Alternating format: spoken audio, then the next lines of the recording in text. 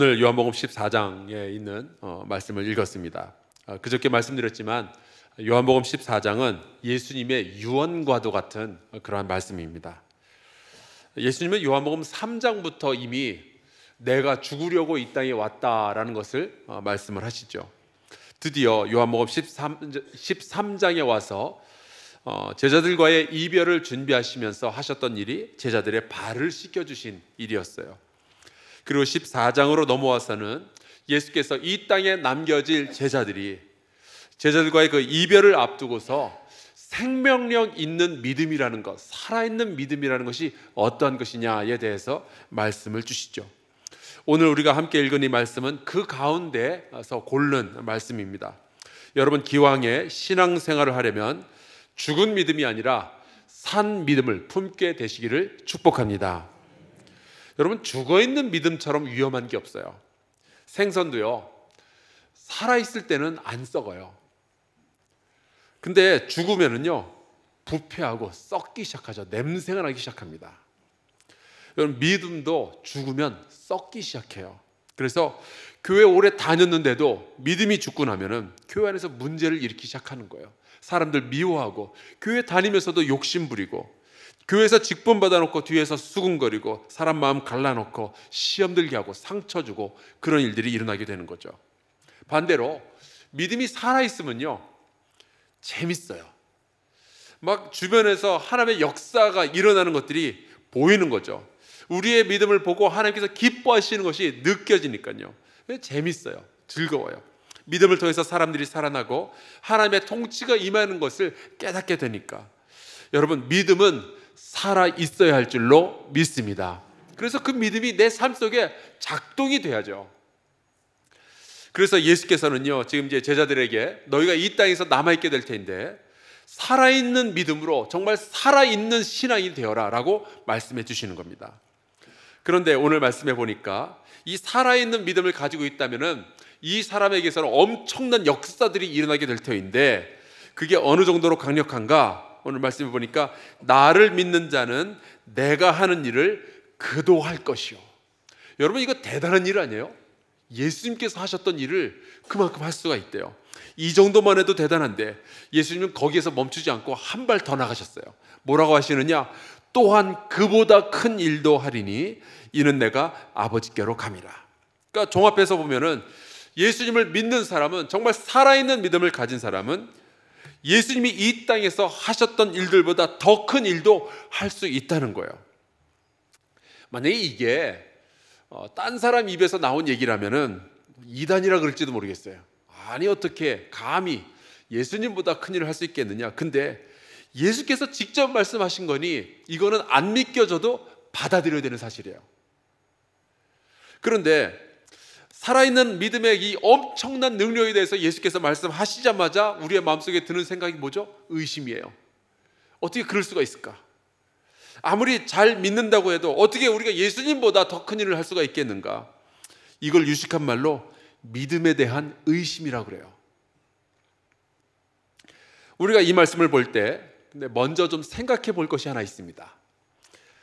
과연 우리가 예수님의 말씀대로 예수님을 잘 믿어서 살아있는 믿음을 가지고 있어서 예수님이 하셨던 일보다, 오늘 2000년이 지난 오늘날 예수님께서 하셨던 일보다 더 큰 일을 한다면 그것이 예수님의 권세와 영광을 깎아내리는 일일까요?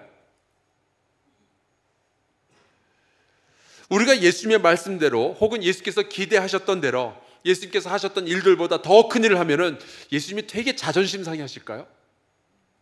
질투하실까요?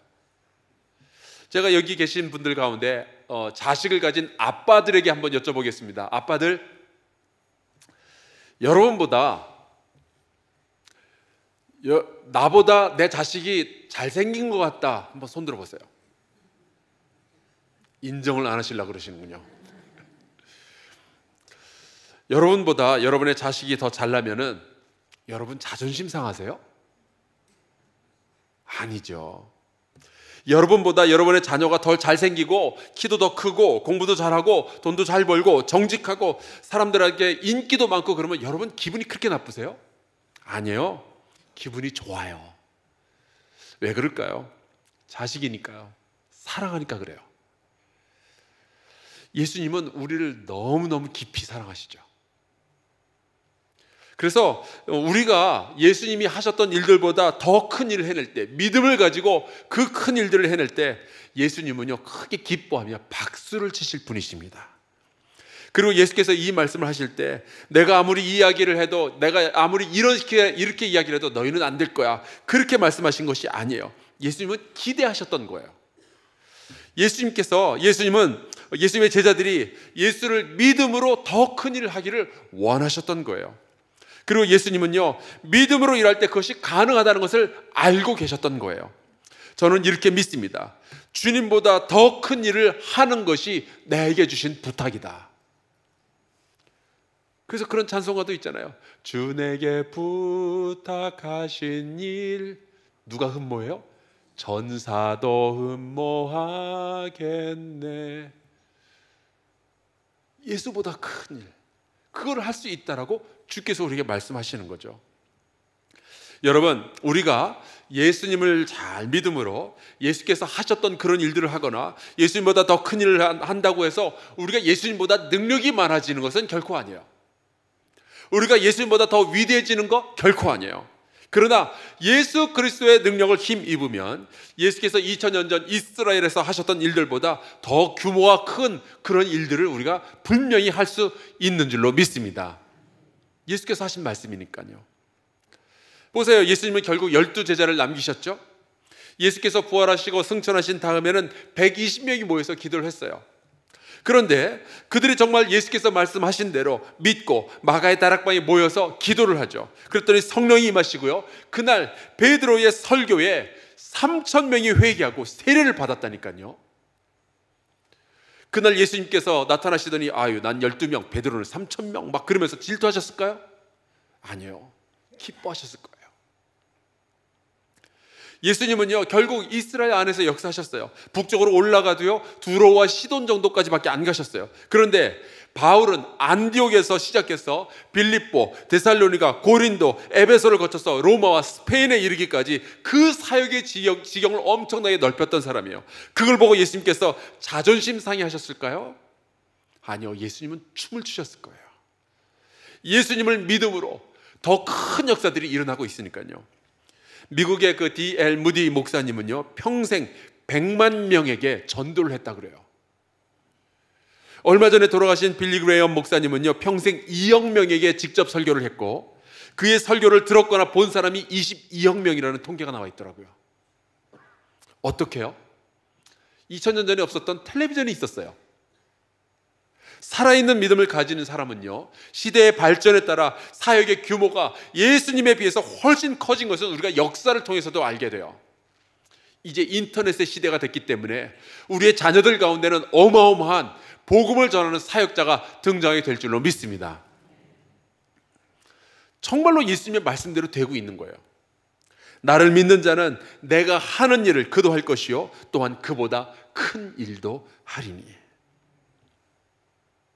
그런데 궁금한 게 있어요. 어떻게 우리가 그럴 수가 있을까? 그게 어떻게 가능하지? 예수님을 믿는다는 것이, 살아있는 믿음을 가진다는 것이 어떻게 그런 능력을 나타낼 수가 있을까? 근데 예수께서 그 이유를 직접 밝혀주셨어요. 그 뒷부분에 이런 말씀이 나오죠. 이는 내가 아버지께로 감이라. 그게 결정적 단서예요. 그게 뭐 그렇게 대단한 일이 될까? 예수님께서 아버지께로 간 게 우리의 믿음이 가지는 능력과 무슨 상관이 있는가? 그게 얼마나 엄청난 일인지가 오늘 12절만 읽었는데 13절에 나와요. 그래서 예수님께서 아버지께로 가서 무슨 일을 하고 계실까? 여러분, 예수님께서 아버지께로 가셔서 지금 무슨 일을 하고 계시는 것 같아요? 여기 말씀이 이렇게 돼요. 너희가 내 이름으로 무엇을 구하든지 내가 행하리니. 누구 앞에서요? 아버지 앞에서. 이는 아버지로 하여금 아들로 말미암아 영광을 받으시게 하려 함이라. 예수님은요 아버지께로 가셔서 우리의 기도를 듣고 계시는 거예요. 예수의 이름으로 구하는 것을 귀담아 듣고 계시는 거예요. 아침마다 담임 목사가 여기 십자가 아래에서 앉아서 성도들의 기도의 제목을 놓고 중보하며 기도하는 것을 예수님께서 다 들으시는 줄로 믿습니다. 그리고 아버지 하나님이 영광스럽게 되기 위해서 이 아들이 지금도 일하고 계시는 거예요. 내가 아버지께로 감이라. 그게 그런 뜻이에요. 그러니 내 이름으로 기도해봐라. 그러면 너희가 세상을 바꿀 수 있을 것이다. 우리가 예수의 이름으로 구하면 아버지 하나님께서 들으시고 역사하시는 줄로 믿습니다. 만약에 이 말이 조금 복잡하게 들린다면은 요한복음 15장 16절을 보면은 조금 이해가 빠를 수 있어요. 제가 읽어드릴게요. 요한복음 15장 16절. 너희가 나를 택한 것이 아니요 내가 너희를 택하여 세웠나니 이는 너희로 가서 열매를 맺게 하고 또 너희 열매가 항상 있게 하여 내 이름으로 아버지께 무엇을 구하든지 다 받게 하려 함이라. 예수께서 택하셨대요. 열매 맺게 하시려고. 어느 정도의 열매냐? 예수께서 맺어 놓으셨던 그 열매보다 훨씬 더 많은 열매를 맺게 하시려고 우리를 선택하셨다는 거예요. 살아있는 믿음을 가지면 그러한 일들이 일어난다는 거죠. 살아있는 믿음을 가지고 예수의 이름으로 아버지께 구하면 그게 가능하다는 거예요. 그래서 오스왈드 챔버스 목사님은 이런 말을 했어요. 믿음의 역할이란 하나님의 약속들을 사실로 만들어내는 겁니다. 하나님의 약속들을 사실로, 여러분의 삶 가운데서 사실로 만들어내는 귀한 성도들 되시기를 주 이름으로 축원합니다. 자, 그렇다면은 예수의 이름으로 구한다는 것이 무엇이냐? 요 말씀을 정리하고 우리 좀 같이 기도했으면 좋겠어요. 우리가 기도 끝에 예수 그리스도의 이름으로 기도합나이다, 아멘, 이렇게 기도하면 다 되는 거냐? 아니에요.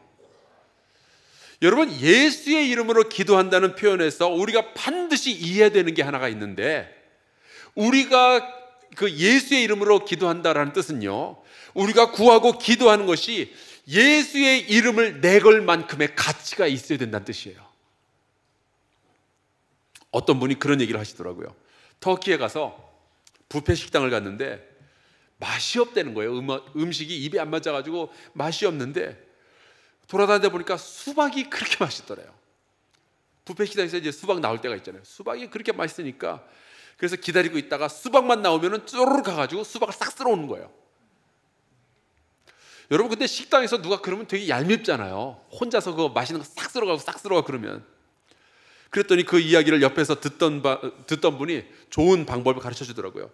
그렇게 외국에 나가서 염치 없는 행동을 할 때는 스미마생, 스미마생 그러면서 하래요. 왜냐하면 한국인으로서의 자존심은 지켜야 되니까. 그래도 그런 짓 하지 마시기 바랍니다. 한국인의 이름을 내걸려면 걸맞는 행동을 해야죠. 작년에 그 성산에 한사랑, 제주도 성산에 한사랑 교회가 세워졌어요. 근데 얼마 전에 그 교회를 지금 담임하는 이 이창원 전도사에게서 저에게 전화가 왔습니다. 목사님, 우리도 사순절 새벽기도 해요. 그러더라고요. 아유, 힘들 텐데. 그랬더니 그래도 한사랑 교회의 이름을 내걸었는데 해야죠. 우리가 예수의 이름을 내걸고 하는 기도, 어떤 기도를 해야 될까요? 우리의 기도가 예수의 이름이 가진 거룩함을 훼손하지 않게 되기를 축복합니다. 우리가 예수의 이름을 내걸 만큼의 가치 있는 기도를, 살아있는 믿음을 가지고 하게 될 때 인생을 바꾸고 세상을 바꿀 능력이 드러나게 될 줄로 믿습니다. 그러니 그냥 공부 잘하게 해달라는 것에서 기도 멈추지 말고, 공부 잘해서 어떠한 열매를 하나님께 올려드릴지를 거기에 대해서 기도를 해야 되는 거예요. 우리가 사업 잘 돼서 돈 많이 벌게 되려고만 기도하지 말고 예수의 이름으로 그 번 돈을 가지고 어디에 쓸지, 하나님이여 내가 복음의 전달을 위해서 쓰게 하여 주시옵소서 기도해야 된다는 거죠. 건강만을 위해서 기도할 것이 아니라 이 건강 가지고 어떠한 열매를 하나님께 올려드릴지 그것을 놓고 우리가 믿음으로 기도한다면 분명히 주님께서 들어주실 줄로 믿습니다. 왜냐? 예수의 이름에 걸맞는 기도를 했기 때문에. 예수께서 약속하셨어요. 나를 믿는 자는 나보다 큰 일을 하리라. 이것이 모든 믿는 자들을 향한, 그리고 우리의 자녀들을 향한 예수 그리스도의 즐거운 기대이고 부탁입니다. 예수님을 믿으며 예수의 이름에 가진 거룩함과 그 가치와 권세에 걸맞는 기도를 하며 살아있는 믿음의 삶을 사는 저와 여러분 되시기를 주의 이름으로 축원합니다.